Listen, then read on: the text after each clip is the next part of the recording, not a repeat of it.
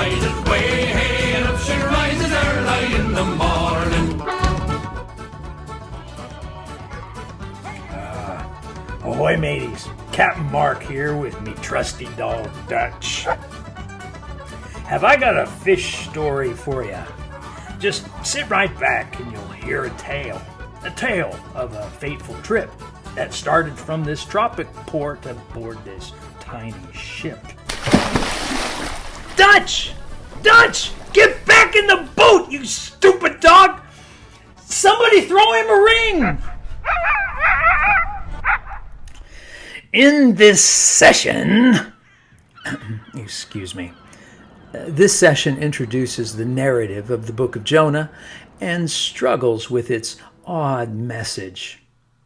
3 targets loom in front of us.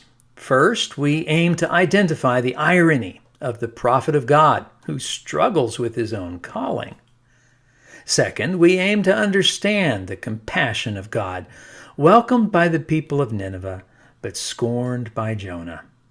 And third, we aim to suggest applications of the book of Jonah for our own time and place.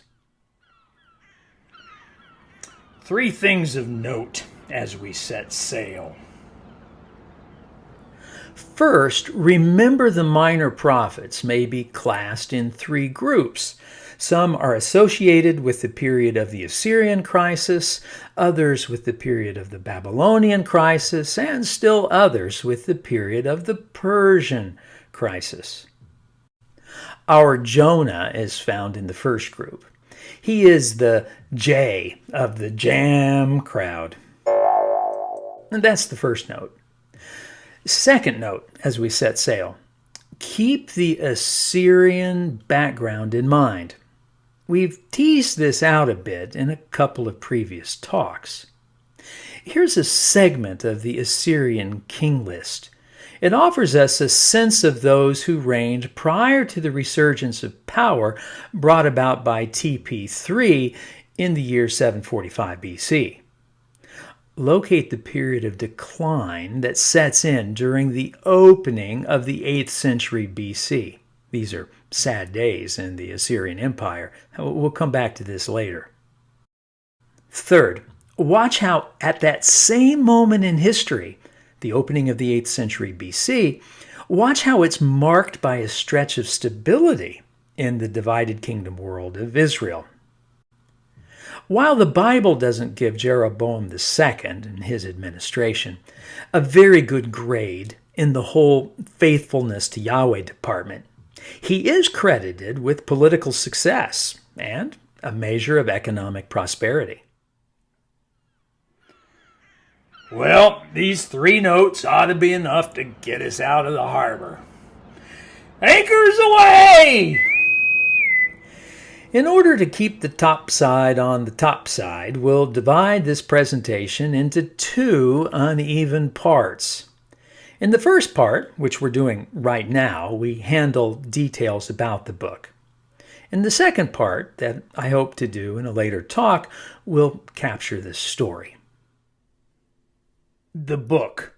Tell me about the book. Well, there is this matter of the author, or better put, the main character. From what I hears, none of these 8th century narratives say anything about authorship. They're all anonymously written. And this one is interesting, particularly because Jonah is, after all, lampooned in the book. Doesn't make any sense that he wrote it, but I don't have any better options. The name of the main character in the book of Jonah is Jonah, or in Hebrew, Yonah. Jonah is not particularly an odd name. I've known a few that carried that moniker. The name means dove, but Jonah is nothing of the sort. His namesake is a symbol of peace. But this prophet is a hawk. He's an obtuse and angry dude with a big chip on his shoulder. That's not a good thing. What else can we say about the main character? Maybe something about his family and home. One passage outside the book itself leans into this. In 2 Kings chapter 14, verse 25, we read these words. He, that is Jeroboam II, the king that we referred to earlier, restored the border of Israel, according to the word of Yahweh, the God of Israel, which he spoke by his servant Jonah, the son of Amittai, the prophet, who was from Gath-hepher. While other men may have shared the name Jonah, it's unlikely that they would have been remembered as a prophet of Yahweh and someone who had a father named Amittai. I think it's quite reasonable to suggest that the man of 2 Kings 14 is the same as the man of Jonah 1:1. Other slivers of evidence provided by this 2 Kings passage place him during the reign of Jeroboam II, and describe his hometown, Gath-hepher. Almost every year, I lead a small group of hikers, and we walk across Galilee. It's a foot journey known as the Jesus Trail. You really need to come with me sometime.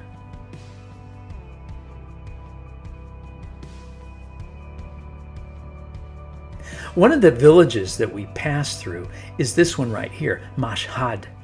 You can see the knob over there on the right-hand side of the horizon. That knob is full of ruins, and many archaeologists believe that this is the site of Gath-hepher, Jonah's town.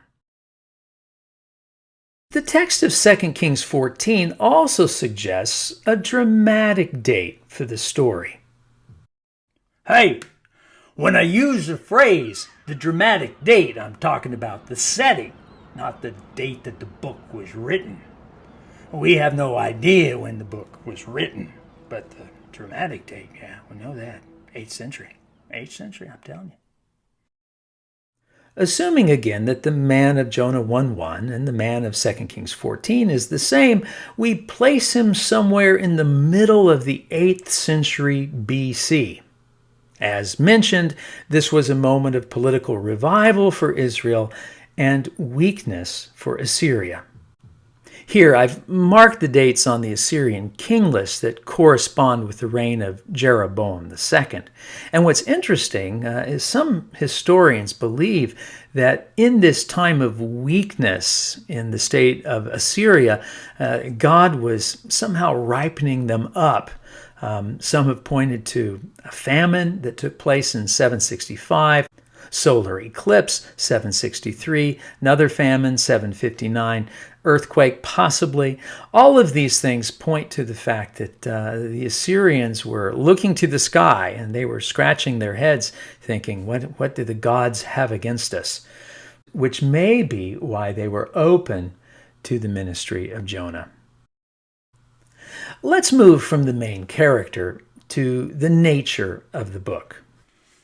This question may be as unsettling as any before us. How are we supposed to read this book? Is it sober history? Is it political satire? Is it some kind of cartoon? Is it a theological parable? Or something else altogether? We really just don't know. There is a string of miracles in the book. We usually think about the fish, first of all. But what about a whole city repenting of its sin?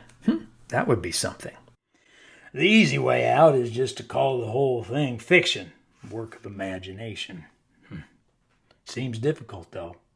Jesus himself uses Jonah as an example of his own ministry. While I could write off Jonah's story as fiction, I'm not prepared to do that with Jesus. Would he liken his own work to a work of make-believe? Well, let's press on to date.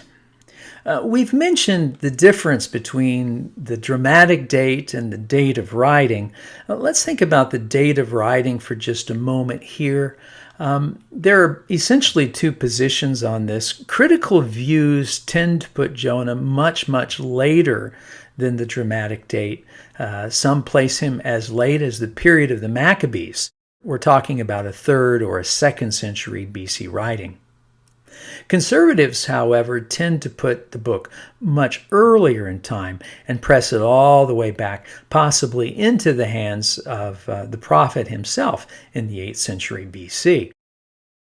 It's difficult to speak with confidence to this question. The one thing that we do know is that the book is confirmed as part of the Hebrew canon and finds its way into the Bible before the time of Jesus. Background, well, we've said a few things about background already. Let me just offer you some dust in the air, a few big ideas.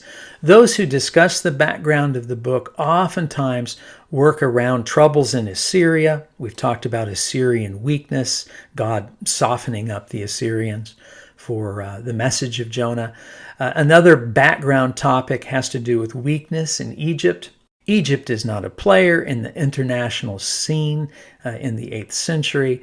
And the other background piece that's often discussed has to do with the mood in Israel, which at this time was very nationalistic. You kids, get off my lawn! Be sure and note as you consider backgrounds the distance between Judah and Assyria. In the 8th century BC, Assyria was not a serious threat, but it would become one in the years after the time of Jonah. The last thing we'll note here in passing has to do with the structure of the book.